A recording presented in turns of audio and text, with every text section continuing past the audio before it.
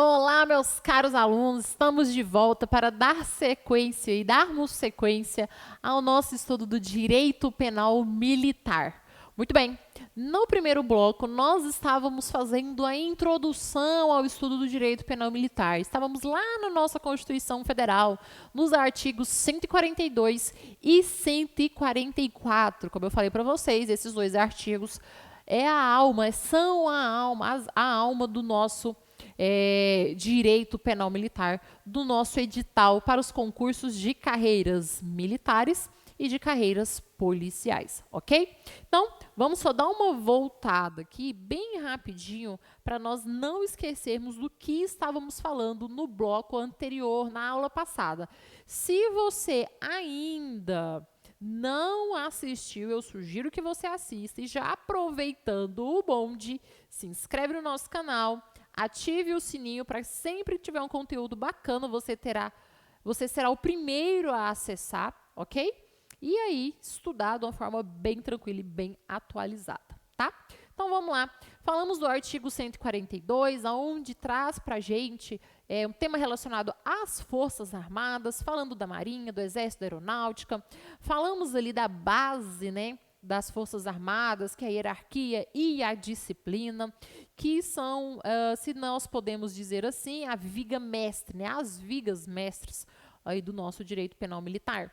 São bens jurídicos também protegidos. Nós estávamos falando também outros exemplos de bens jurídicos, que é o serviço militar, ok? A autoridade militar, a disciplina militar, tudo são exemplos de bens jurídicos que o direito penal militar está protegendo, porém a hierarquia e a disciplina vêm de forma expressa na nossa Constituição Federal. Falamos também acerca da autoridade suprema, que é o presidente da República, e aí os objetivos, né, o que é destinado aí às Forças Armadas. Depois nós falamos do artigo 144, que trata da segurança pública, ok? Os incisos, óbvio que nós não temos todos os incisos aqui no nosso material, porque o mais importante para nós hoje é o inciso 5º, que fala das polícias militares e dos corpos de bombeiros militares, e fizemos menção ao parágrafo 5º e ao parágrafo 6º, quando a gente fala das polícias militares, tanto dos estados quanto a do Distrito Federal, e dos corpos de bombeiros também. E lembrando que são forças auxiliares e reserva do Exército. A atividade, né, a função principal da Polícia Militar, nós temos como uma polícia ostensiva e a preservação da ordem pública, e do Corpo de Bombeiros, corpos de bombeiros, nós temos a Defesa Civil.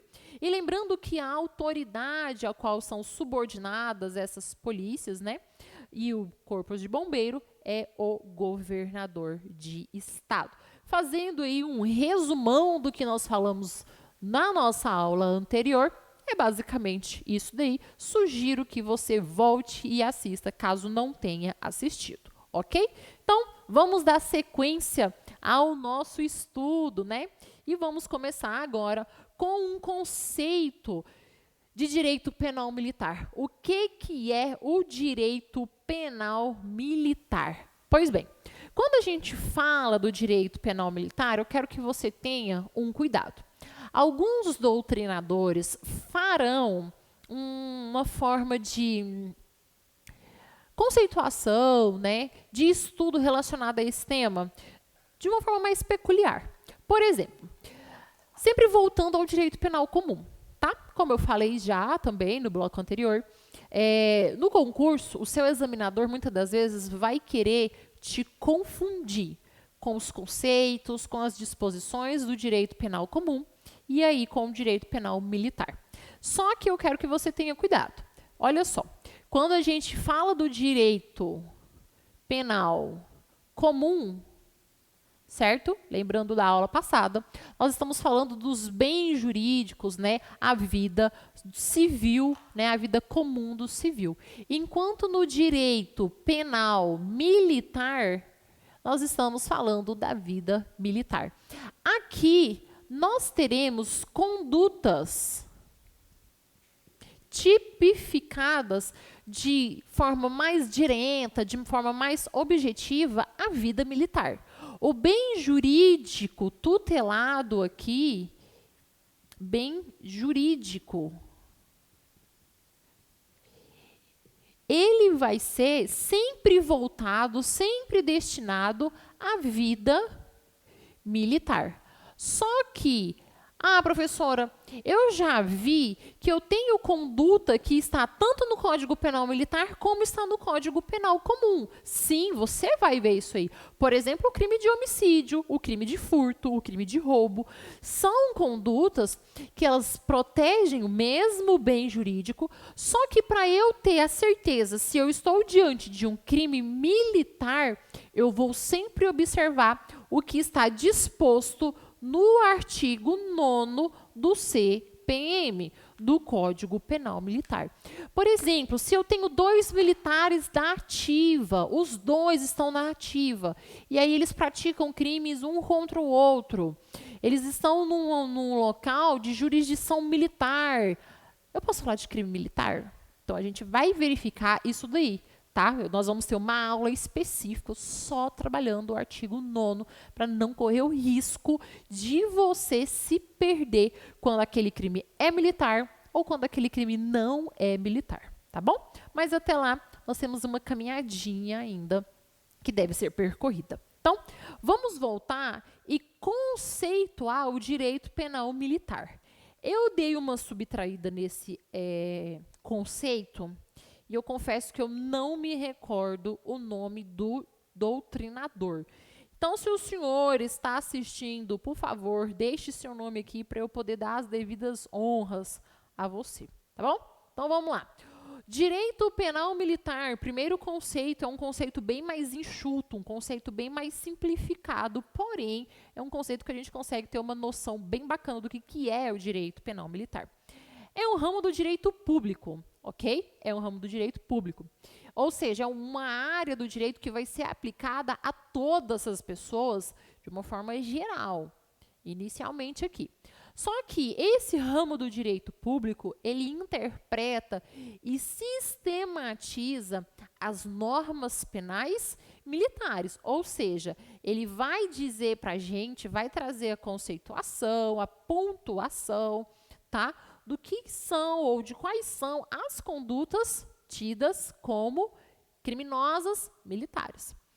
Entendidas estas como as que regulam a pretensão punitiva estatal no âmbito das infrações penais que atingem a ordem jurídica militar. Então, o direito penal militar, em apartada síntese, ou seja, de uma forma bem simplificada, é o seguinte: direito penal militar é um ramo do direito público que vai trazer para a gente essa conduta que é militar, beleza, então eu vou lá para a jurisdição militar. É isso. Certo? De forma assim, bem simples mesmo. Ok, mas nós temos um segundo conceito, esse já é um pouco mais completo para a gente, então nós vamos dar uma aprofundadinha aqui. Falar para a gente o seguinte: é o conjunto de normas jurídicas, direito penal militar, que tem por, olha o objetivo, a determinação das infrações penais.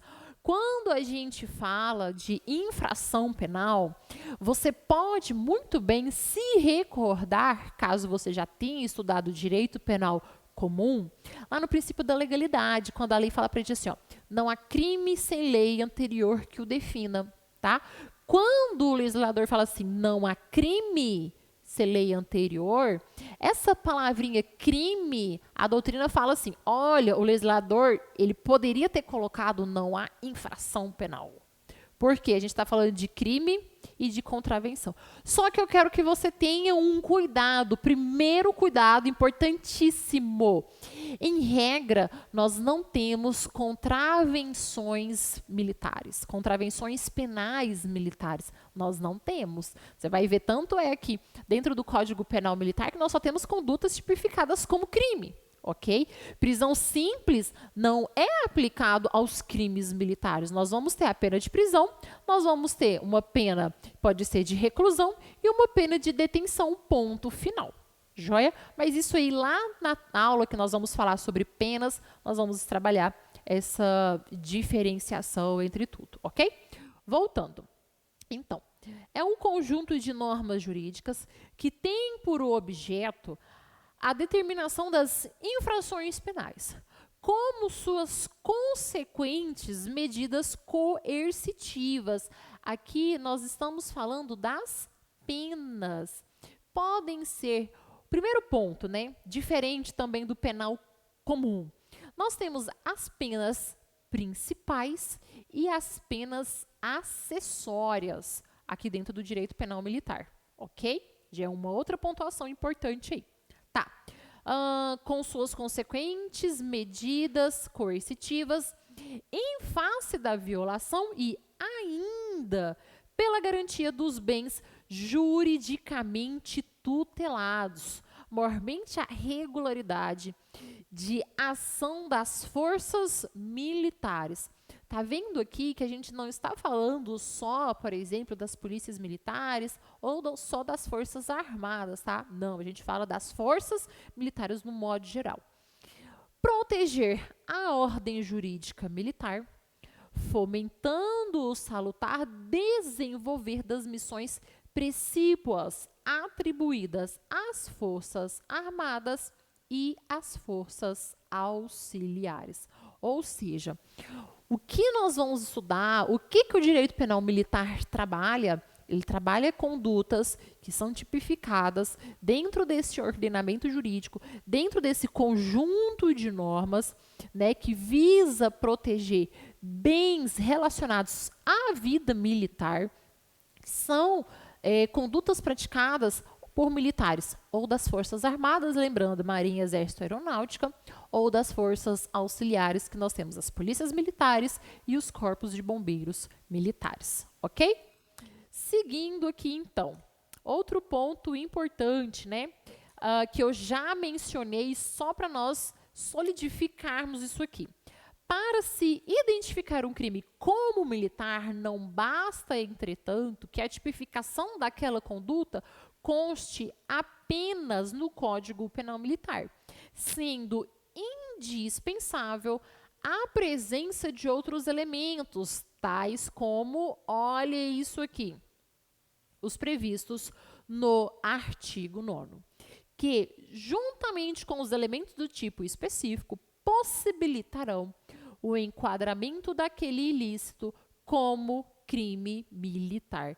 Então, sempre que eu quiser saber se aquela conduta ela é ou não tipificada como crime militar, porque eu estou em dúvida, eu tenho aquela conduta tanto dentro do Código Penal comum como dentro do Código Penal Militar, e eu quero saber se é ou não crime militar. Porque, por exemplo, eu posso ter um crime praticado dentro de uma residência que ela fica dentro de uma vila militar e não ser crime militar.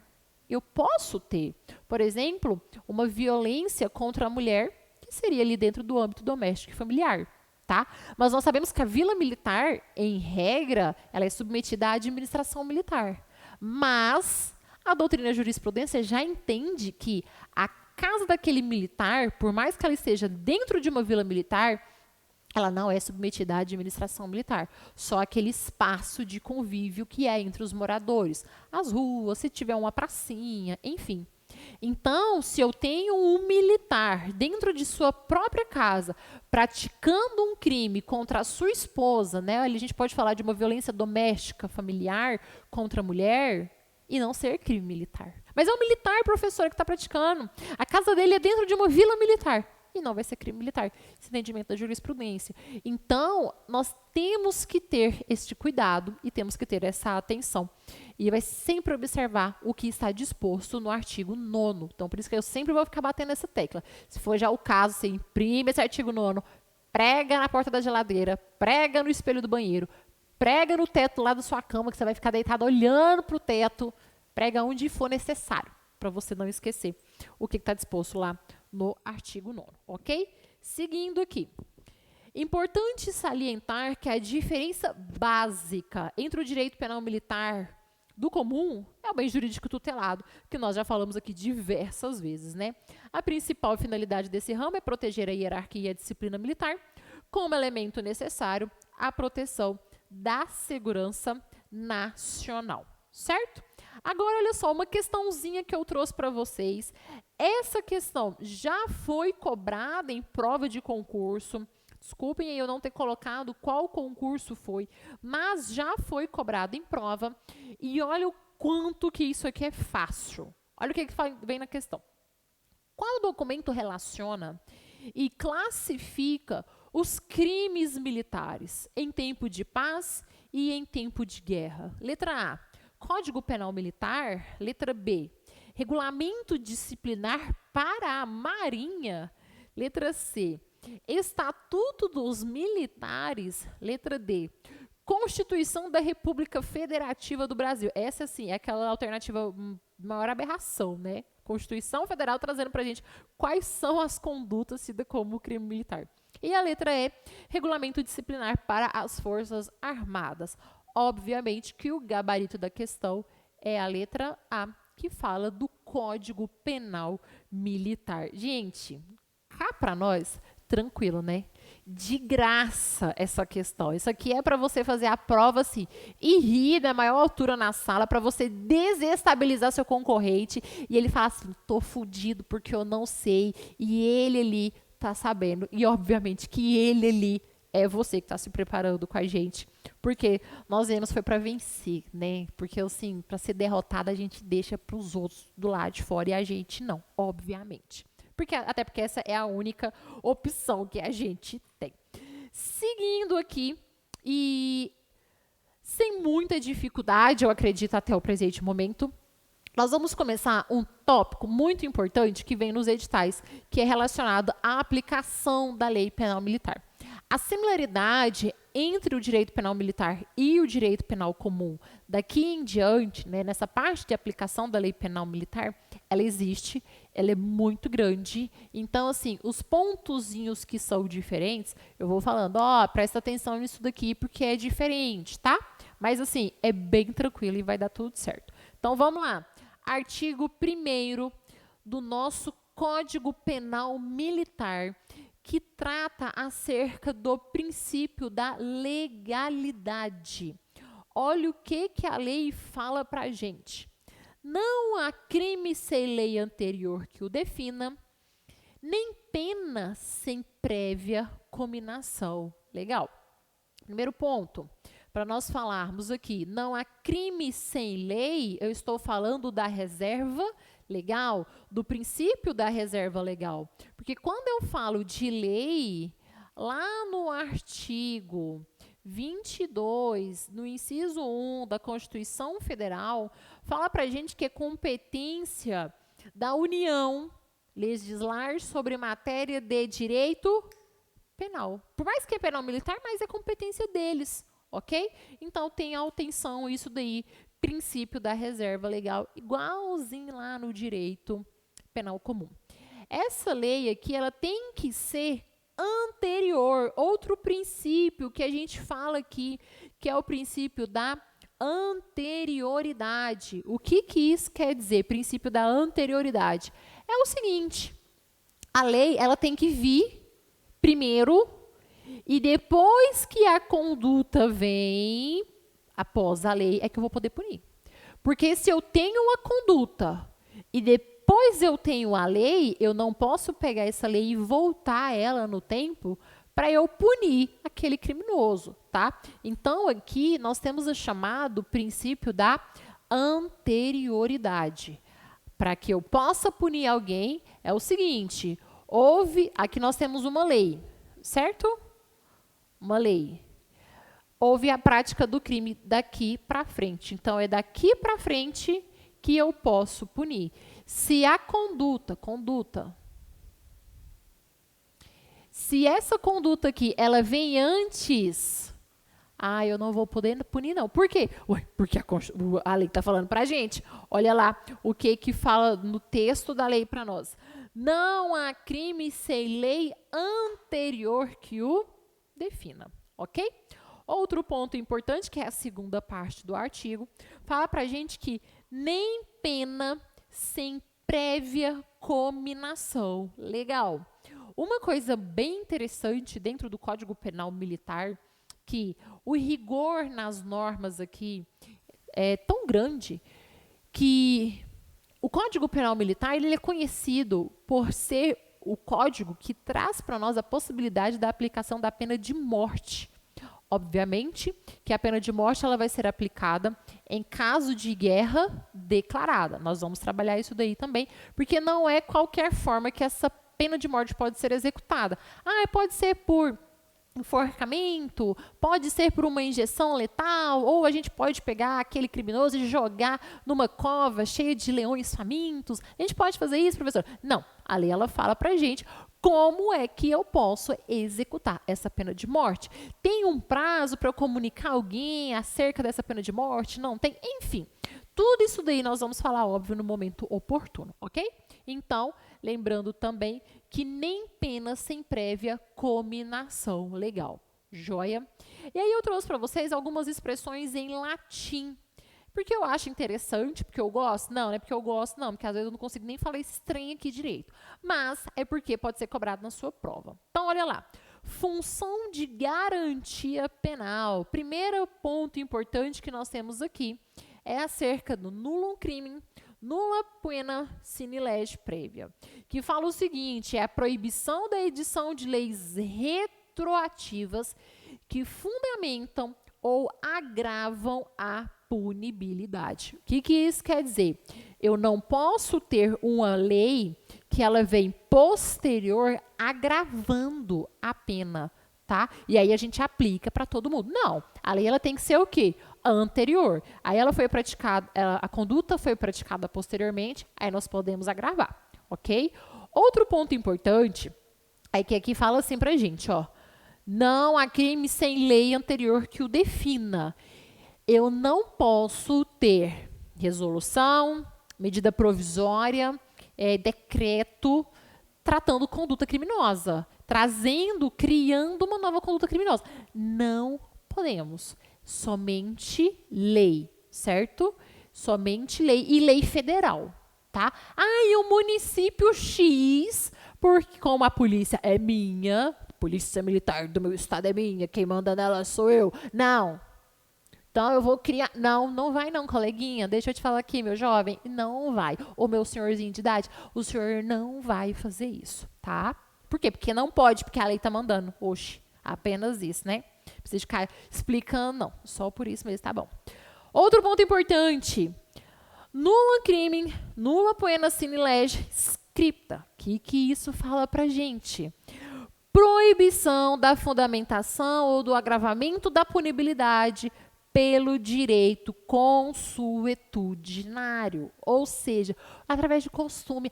Porque é costume da gente agravar a pena. Não. Meu filho, não faz isso, não, tá? Costume, ele pode direcionar o nosso legislador a criar uma conduta criminosa. Pode fazer isso. Por exemplo, tá tendo o costume de abusos sexuais dentro de quartéis, por exemplo. Tá crescente isso daí.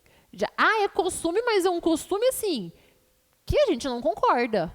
Os legisladores se reúnem, vamos criar uma lei para punir isso daí? Vamos criar uma lei para punir isso daí.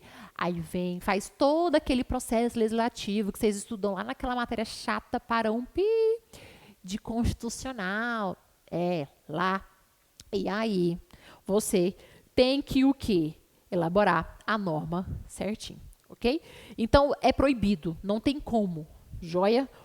Um costume criar uma conduta criminosa. Não, quem cria conduta criminosa é lei federal.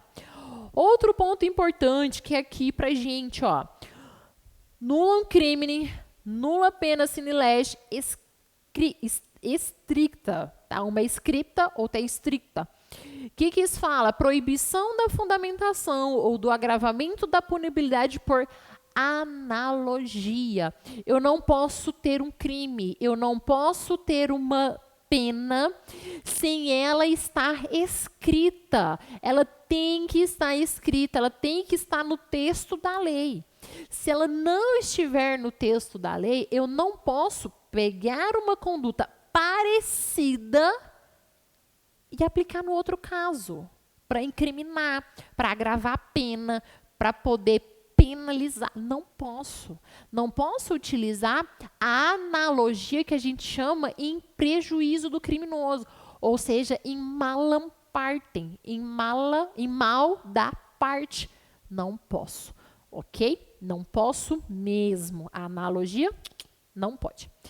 E por último aqui, nós temos nullum crimen, nulla poena sine lege certa. O que isso quer dizer? Eu não posso ter crime e eu não posso ter uma pena se ela não for certa. Ai, vamos deixar o juiz olhar para a cara do bandido e falar do criminoso, do condenado, falar assim, você tem cara de que merece tantos anos, vai lá, para você é tantos.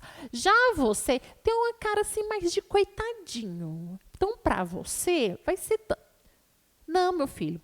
A pena, ela está no texto da lei. Então, é aquele parâmetro ali que o julgador, no caso o juiz, vai falar, é de tanto a tanto. Ah, então nós vamos calcular a sua pena deu tanto, porque teve um agravamento, teve uma causa de diminuição na pena, teve essa qualificadora aqui, ó, certo?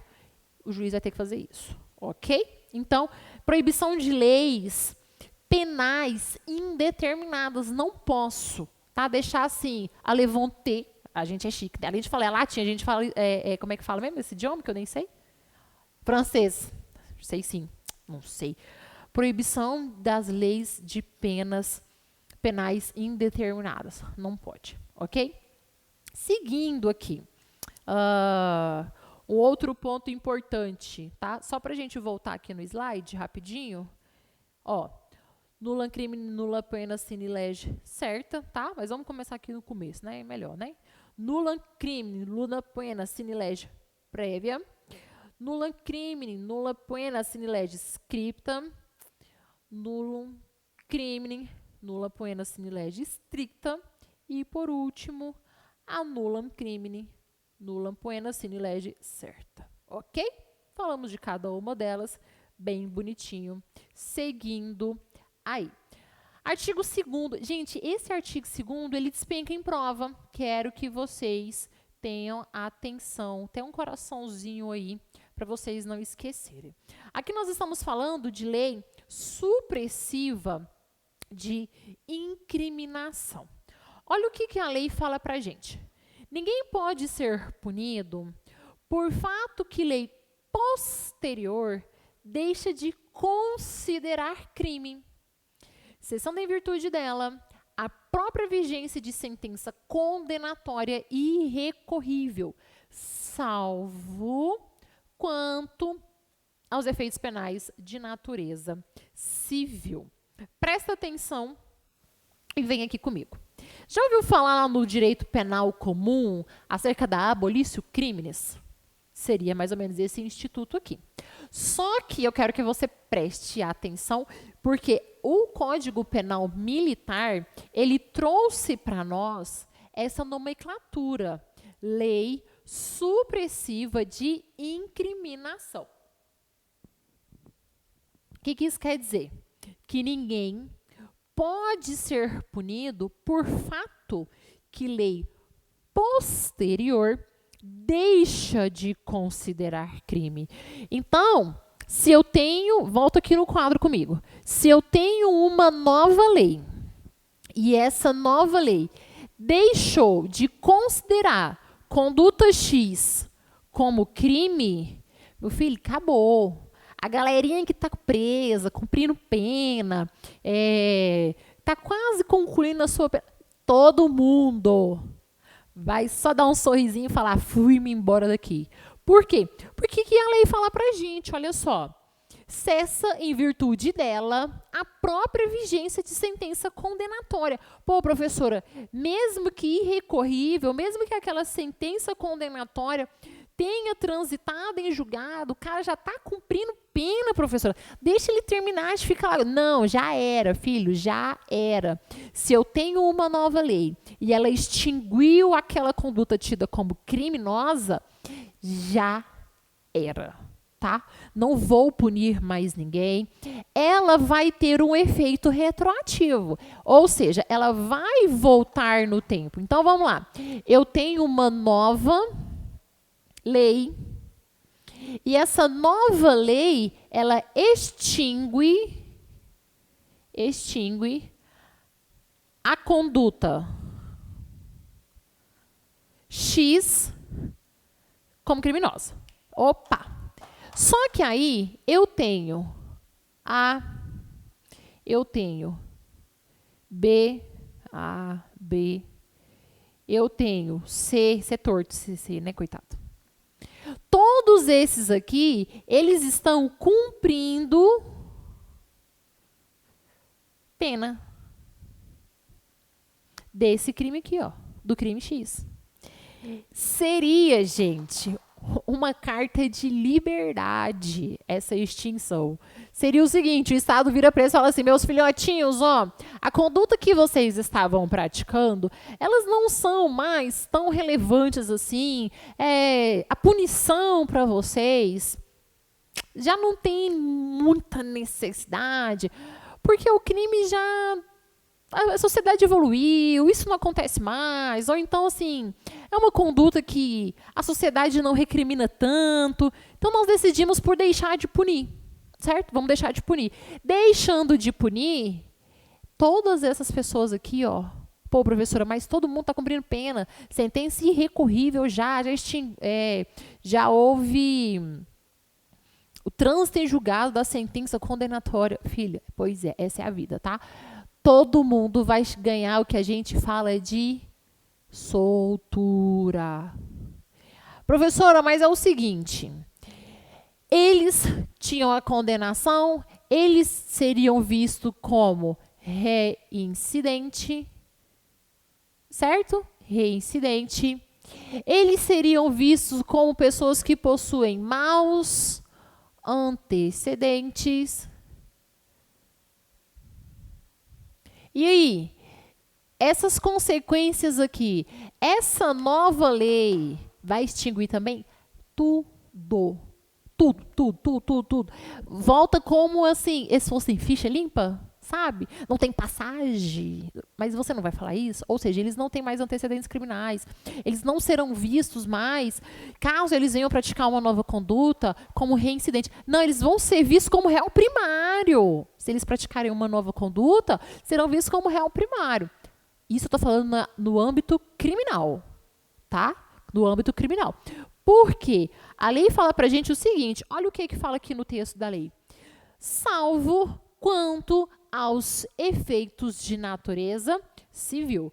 Os efeitos de natureza civil vão permanecer. Então, se a vítima tiver entrado com uma ação civil contra um deles aqui, pedindo uma reparação de dano moral, patrimonial, não sei, né? Pediu uma indenização.